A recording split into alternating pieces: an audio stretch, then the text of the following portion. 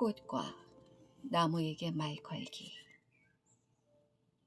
마당에서 철 따라 피고지던 1년 초중, 맨 나중까지 붉게 피던 백일홍마저 올겨울 첫 추위에 얼어 죽고 나니 마당이 너무도 허전하여 내년엔 1년 초 따위 부질없는 것들 심지도 말아야지 하다가 문득 목련나무를 쳐다보았다. 목련나무는 마당에 꽃이 없긴 왜 없냐고 시위라도 하듯이 가장귀마다 솜털 보송보송한 내년에 필 꽃망울을 촘촘히 매달고 있었다.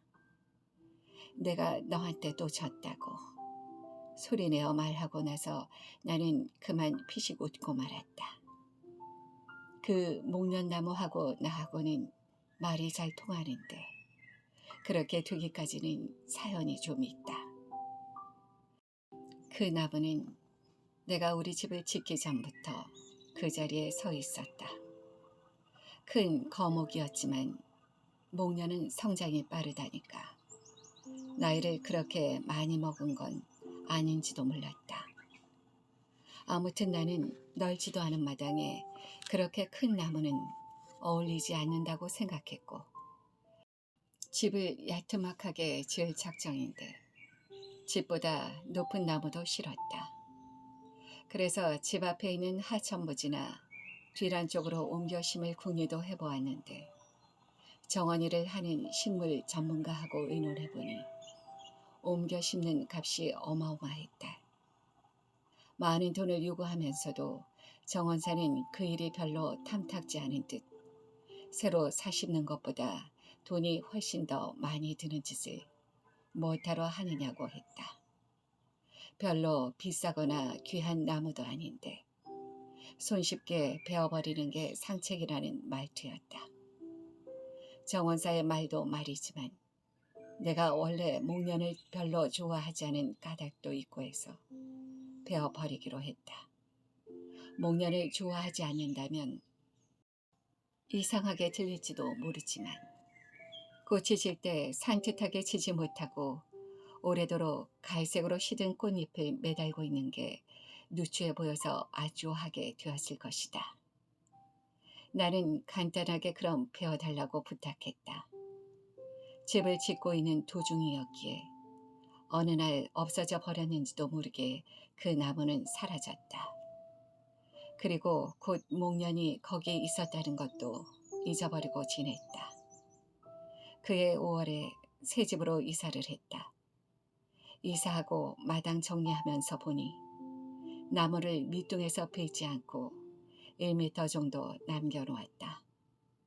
말뚝으로 쓸 일도 없는데 왜 남겨놓았을까 싶었지만 그 자리가 눈에 거슬리지 않는 단모퉁이어서 신경 쓰지 않았다.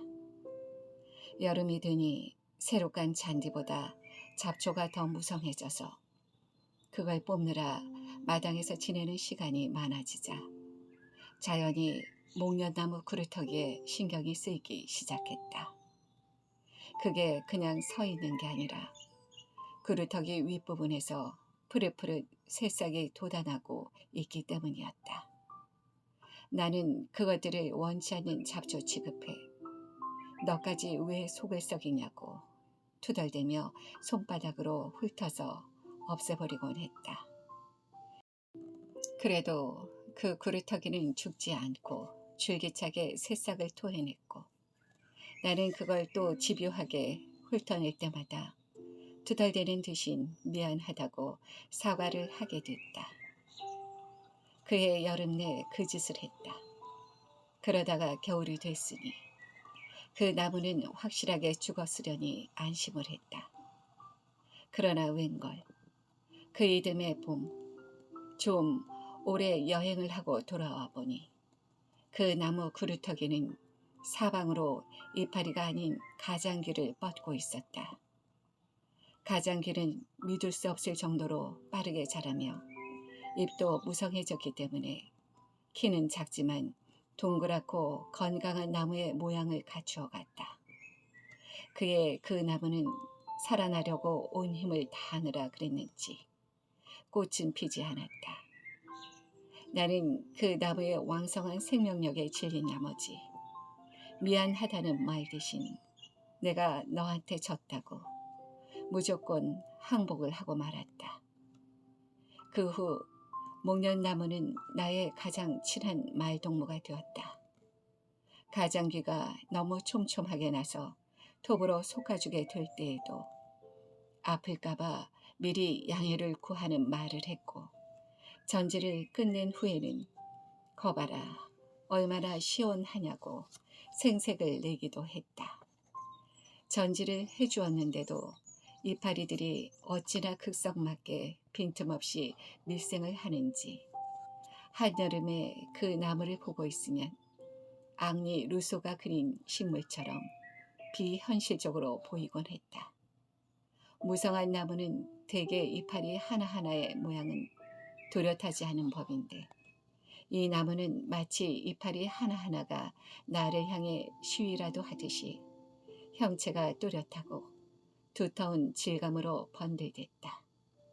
그래서 더욱 루소의 그림에서처럼 그 사이에서 괴물이 튀어나올 것처럼 괴기하게 보이기도 했다. 아마 한때 그 나무를 해코지했다는 나의 자격지심 때문이었을 것이다. 그러나 입만 그렇게 무성할 뿐 이듬해 봄에도 꽃은 피지 않아 나를 안타깝게 했고 나는 또 나무에게 말을 걸게 됐다. 미안하다고. 너를 죽이려 한 것도 너의 꽃을 싫어한 것도 사과할 테니 내년에는 꽃 좀 피우라고 자꾸자꾸 말을 시켰다. 그랬더니 그 이듬해는 시원치는 않지만 꽃이 몇 송이 피었고 지난 봄에는 더 많은 꽃이 피었다.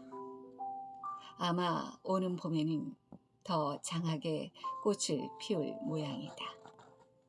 벌써부터 여발한 듯이 자랑스럽게 준비하고 있는 솜털 보송보송한 수많은 꽃봉오리들을 보니 그래서 나는 요새도 나의 목련나무에게 말을 건다.